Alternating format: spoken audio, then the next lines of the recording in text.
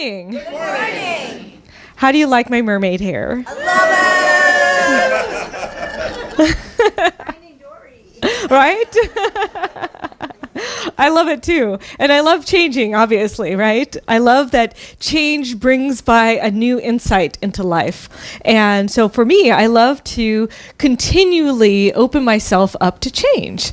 And I've noticed that I do that a lot in my hair. And weekly, I don't know, monthly, daily sometimes, if you saw me yesterday and I was blonde. But I really love the fact that life is all about change. And we're constantly changing all the time, right? We have all of these amazing cells in our body. We've got, I don't know, millions, billions, who knows how many cells. And often our cells are dying off and new cells are being birthed. And that means that whoever I am in this moment is completely different than I am in the next moment, and the next moment, and the next moment. Which means we can completely recreate our body, our mind, our spirit, our thoughts. Everything that's happened in the past has only led us up to where we are right now. And that gives us the opportunity right here and now to be a choice point for what we would like to choose to experience for our future. I know that each and every one of us is here as individualized representations of the divine.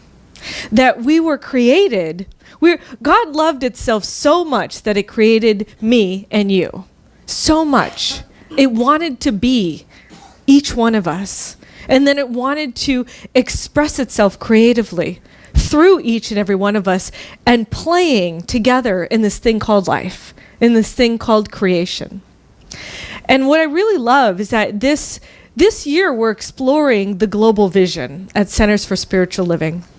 But this particular month we're focusing on beauty, nature, art, and aesthetics. And this week, our topic is, we believe in the eternal givingness of life to all. And what I really love about that is that the ever-abundant presence of life is available to everybody. And I've talked about this before. If you are a prisoner, for instance, in San Quentin, which, by the way, Cecilia St. King is going to go sing later on today to San Quentin. Yeah. And if you're a prisoner, the same tools are available to you as they are to those of us who are not in prison. But oftentimes we imprison ourselves with our thoughts, with our beliefs, with our past. We limit what we think we can do or who we can be by what other people have told us or by our experiences of what we call failing. Thomas Edison said that he didn't fail 1,000 times making the light bulb. It took him 1,000 steps to make the light bulb. And that's just how we are in our life. We're just taking a new step. If we fall down, we get up, we keep moving. We keep moving on. And I love this center. The center is such a great example of this. Happy anniversary, by the way. Happy anniversary to all of us. If you're new today, you're part of the community. Welcome. Happy anniversary to you too. And we endeavor to create community here because we want to live this mission. We want to transform the planet. Our mission is to transform the planet. And how do we do this? We do it through spiritual practice, education, service, empowerment, and by living inspired lives. Don't you want to take that on? Yeah. And I love that that's our mission statement because we have to choose to be an inspiration, which means we need to be inspired ourselves.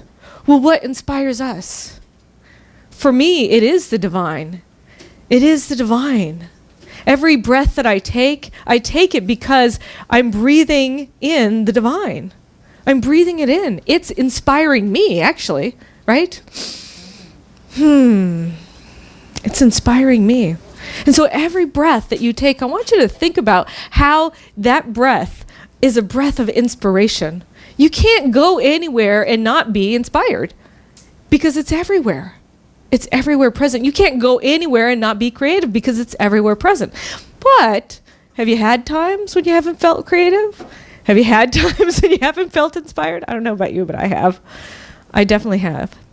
And I was walking the other day, I was walking on the sidewalk, and in the pavement on the street, there was like this little crack, and there was this little tiny flower that like came up and bloomed in the crack. It was so beautiful, and I thought, that's just like God.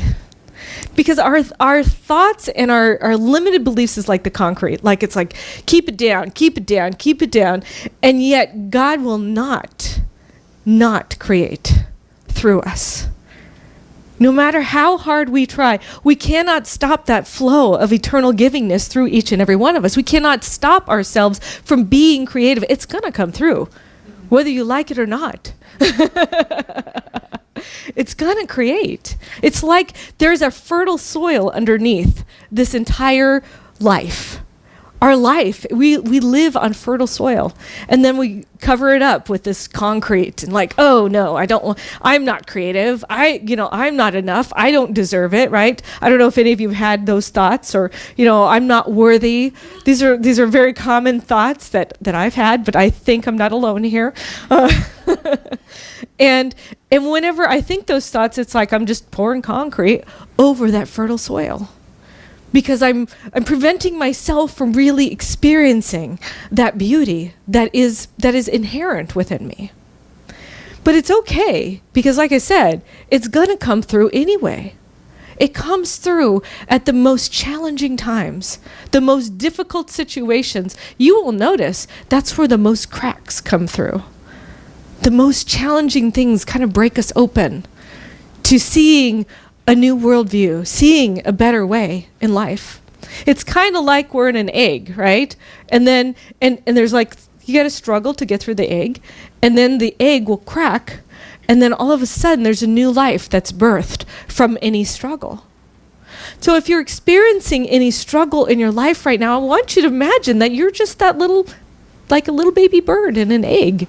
And the struggle is part of your growth. The struggle is part of the thing that is serving you to get to the place that you want to go to. Because the infinite knows exactly what you want.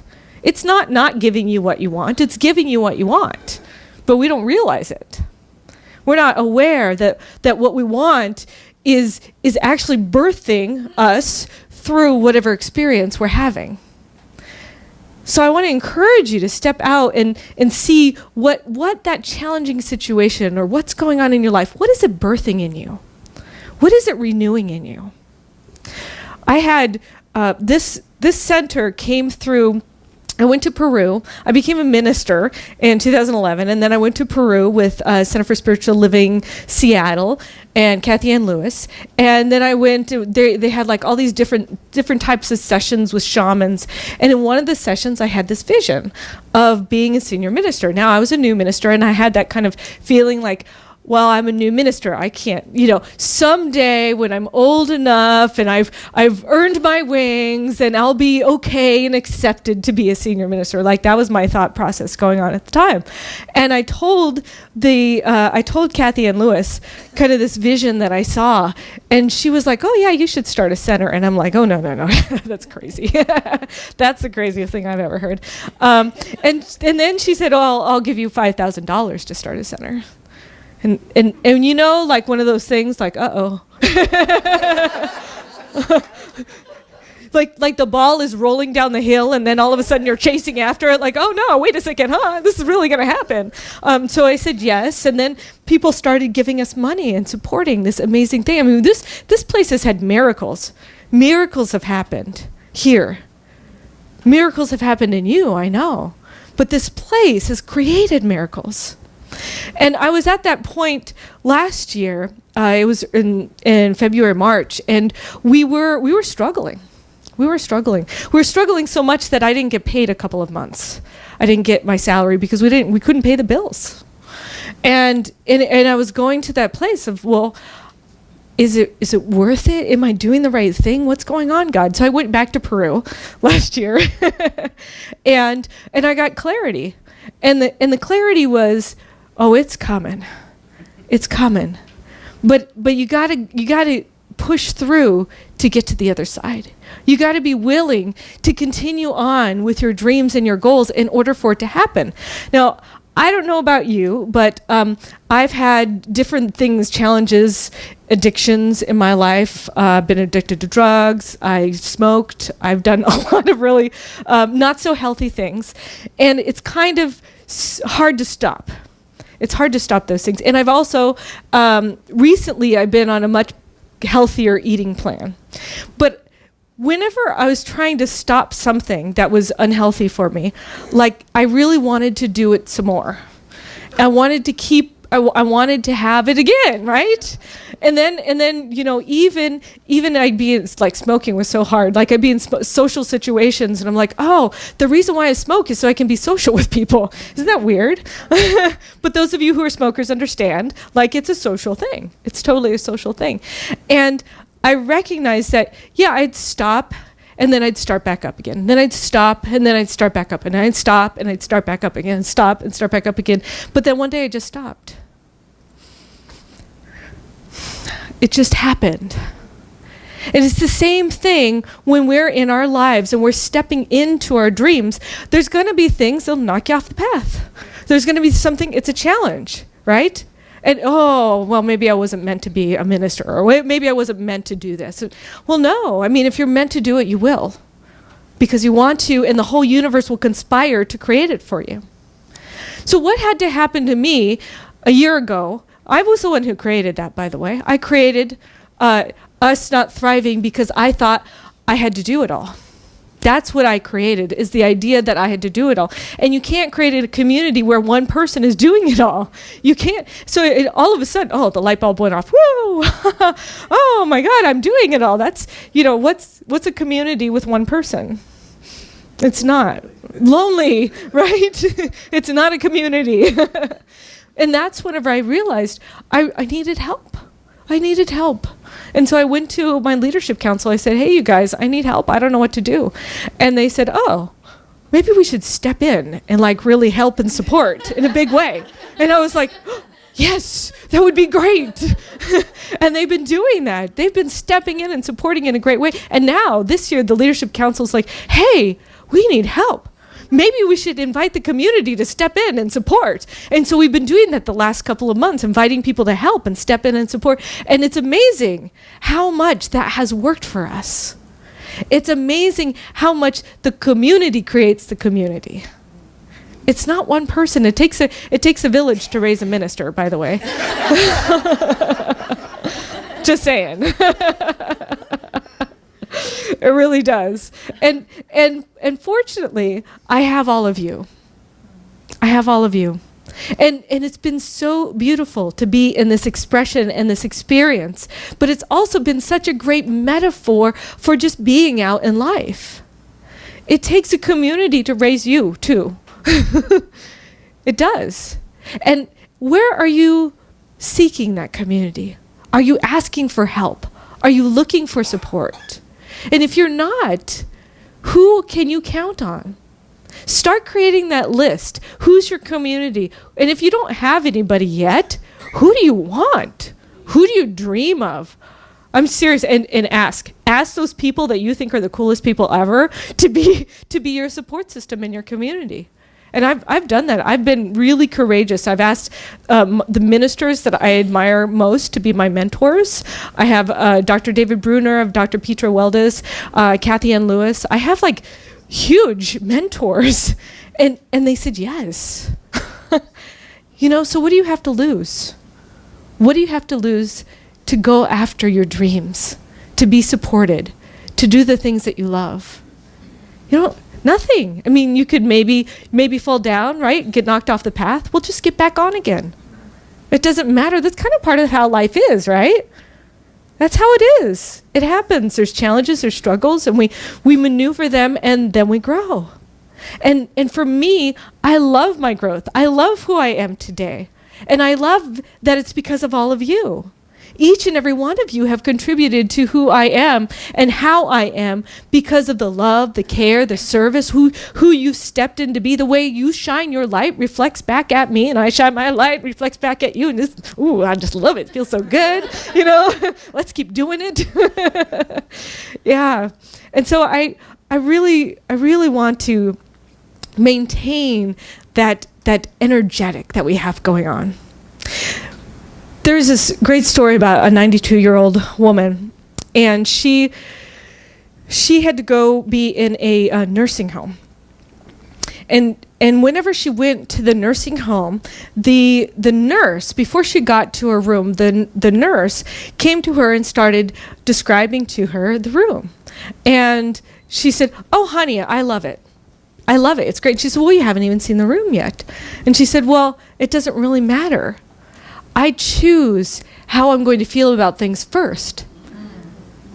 And then they become that for me." So if each and every one of us can choose in our lives how we want our lives to be first, then we get to experience that. Just as Van said, we're the creators, right? We're here to create the lives of our dreams. We're here to live an inspired life. Well, how do you do that? I'm giving you pointers. You choose it first. You choose it first. There's this really amazing thing. We're studying this great book of the month, Beauty and the Soul, and it's all about the different facets of beauty in our life and how important it is to us. And I've been talking about kind of visuals, but there's something else that I really wanted to talk about this week, and it's about music. In music, there's some of these great facts in this book.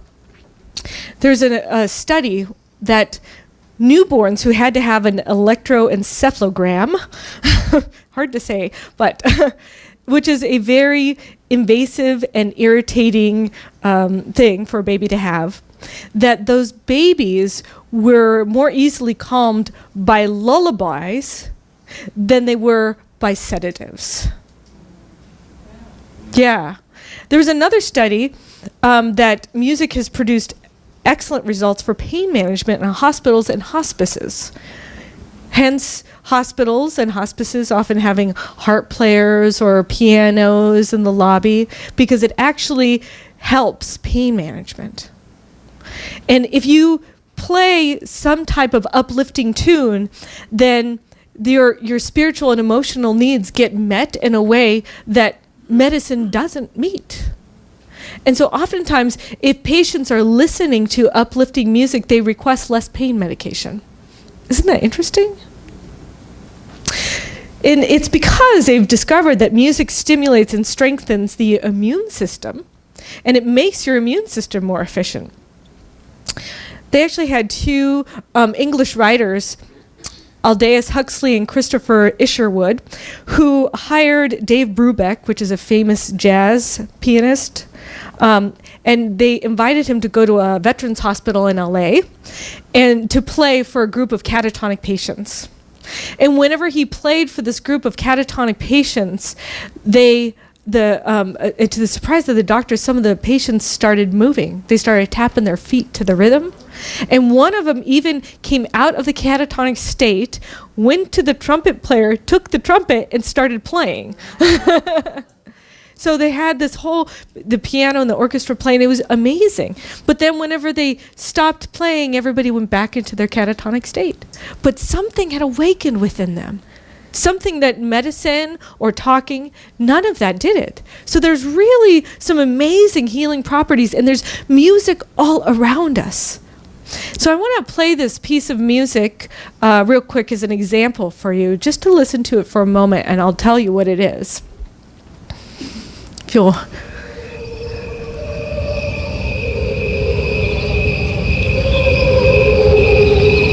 So in the foreground, you hear crickets. This track was created by Jim Wilson. And in the foreground is the chirping crickets. But the background where those angelic voices are, that's actually crickets slowed down to the tempo of humans. It's the same song, so the high-pitched squeaky thing slowed down. So what they did is they figured a cricket's lifespan was so much, and then a human lifespan was so much. And so what was the tempo that they needed to slow down the music to, so it'd be like what we would be hearing if we heard them at their level? Stunning, huh? Yeah. Yeah, thank you. Yeah. I know. It's like a choir of angels. And they found that they have like octaves, and there's just this whole dimensionality to their music. And so there's that beauty. Every night we walk by it, we never knew. Right? Every night. But isn't that how life is? There's so much beauty to life. And if we're not paying attention, or we're not at the right frequency, we're not tuned into it. In the book it says, we should perhaps get used to thinking of beauty as a preventative cure, or better still, a way of life. Small, occasional doses of beauty can have significant effects. What if beauty became the main theme, or one of our main themes in our existence? And I want to encourage you to seek out beauty wherever you go.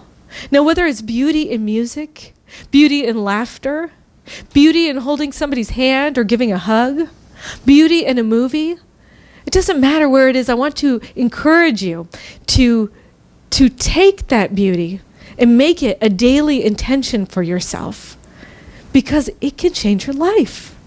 It can lead to a more inspired life. What I love about what we're up to here is that we're 4 years old.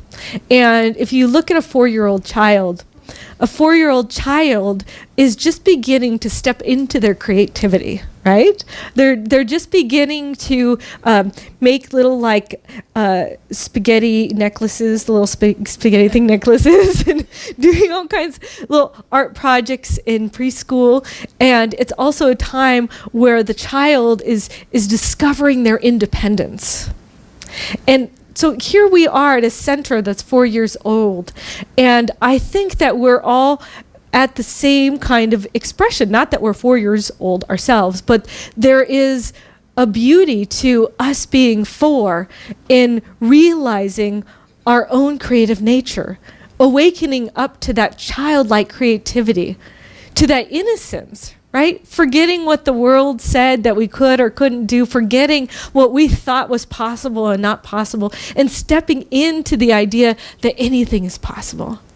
That everywhere we go, we can be that inspired light for others. And just surrender all of that past conditioning, surrender all the things in your past that you ever did, because you know what? It's in the past. Honestly. If you choose to carry around the things from your past, it's really like you're carrying around a backpack or luggage, or maybe some of you have like a backpack and luggage and several bags, and you're but don't tell me I'm great. Don't tell me I'm creative. I look at all this evidence here. All right, now I'm carrying this around, right? But for you, it's the just let it go. Decide today is a brand new day. Decide today is the best day ever. Decide today that you're going to be that inspirational person. You're going to, with every breath, be inspired by the divine, and then go inspire others by who you really are. Because we are all the bright lights in the world. And I know, and I'm committed to creating a world that works for everyone. And I'm going to just keep talking about it, because we're here to create a world that works for everyone. And that means that it's going to work for me first. So I'm creating a world that works for me. And I want to invite you to create a world that works for you. And then step out of yourself and see, is the way that I'm working in the world, can this work for other people as well? Can I acknowledge and appreciate the diversity that's in this world, and recognize that it's okay for them to shine the way they do and me to shine the way I do? I think about Simone Biles. I just oh my God, she's such an amazing gymnast. And I saw her last performance. I was like, I don't know why I was awake, but I was awake, and she was performing her last gymnastics piece. And the reason why I think so, when she did her amazing flips and turns in the air, and she got first place, but one of the landings she kind of messed up. And I think the reason why she still got first place is because she was creative enough to do something that was originally hers. She shined by just being herself. And so you don't have to be Simone Biles. You can be who you are and shine just by what you're doing. Be courageous enough to do what you want. And even if you mess up, you're still gold in the eyes of God. Yeah. So let's take that home with us today, and let's shine our shiny, sparkly goldness wherever we go. Are you in? Yeah. All right. Yeah. Thank you.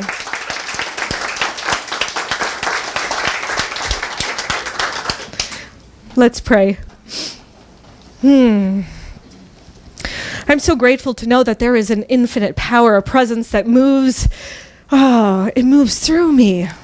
It is the breath of life. It is that shiny, sparkly luminescence, effervescence that is the vibrancy of life. And that vibrancy, that creativity is in me. And it is in each and every person who is here today, each and every person who is listening online, each and every person who hears these words that we transform through each and every person. I know and claim that I am here as a point of light, a living luminary. I know each and every person in this room is a living luminary on this planet, that we have come here to do great work in the world. And the great work is beautiful exactly as it is. And so I claim and know that each and every one of us is awakened to that creative essence, awakened to the beauty, awakened to the love, awakened to the power and the presence within us. And I claim that it unfolds us in ways that are delightful, that are inspiring, that we attract to ourselves the people, the circumstances, the situations that uplift, inspire, and support us, no matter where we go. And so I know and claim that that is happening right here and now, and I don't have to think about how to do it anymore because God's got it. If the divine infinite universe could create a butterfly and a rainbow and cause our planet to spin, I think it knows how to create an inspirational life for me. And so I just say yes, and I accept. I claim it. I know it for each and every one of us. And I know that I am transformed in this very moment now by taking it on and just welcoming it into my life. Thank you, God. I surrender into it and allow it to take me wherever it wants to, knowing that it is better and more magnificent, more sparkly, more golden, more shiny than I could ever imagine. And so I just accept it. I accept the shine. I accept the bling. I accept who I am. And I accept the divine nature shining through me, knowing that as I do this, I am accepting it for each and every person here. It is indeed good, and I am blessed. Thank you, God. And so it is. So it is.